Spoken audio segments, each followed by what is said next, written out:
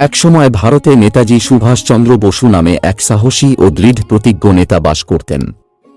ছোটবেলা থেকেই নেতাজি স্বাধীনতার জন্য জ্বলন্ত আকাঙ্ক্ষায় পরিপূর্ণ ছিলেন। তার দুঃসাহসিক মনোভাব তাকে ভারতীয় জাতীয় কংগ্রেসে যোগদান করতে পরিচালিত করেছিল, যেখানে তিনি তার প্রিয় দেশের স্বাধীনতার জন্য অক্লান্ত পরিশ্রম করেছিলেন।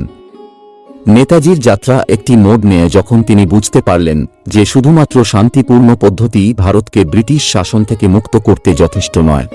তার দেশপ্রেমে উদ্বুদ্ধ হয়ে তিনি দ্বিতীয় বিশ্বযুদ্ধের সময় অক্ষশক্তির সাথে লড়াই করার জন্য ইন্ডিয়ান ন্যাশনাল আর্মি (INA) গঠন করেন। আমাকে রক্ত দাও, আমি তোমাকে স্বাধীনতা দেব, তার র্যালিড আর্তনাদ অনেককে এই কাজে যোগ দিতে অনুপ্রাণিত করেছিল।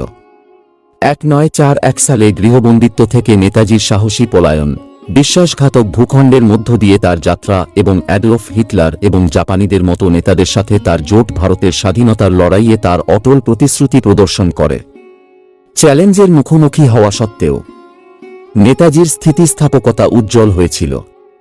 দুঃখজনকভাবে 1945 সালে নেতাজির অন্তর্ধানের রহস্য অমীমাংসিত রয়ে গেছে, তার উত্তরাধিকারে ষড়যন্ত্রের বাতাস যোগ করেছে। তার জীবন কাহিনী আমাদেরকে সাহস, ত্যাগ এবং একজনের আদর্শের নির্লোষ সাধনা সম্পর্কে শিক্ষা দেয়।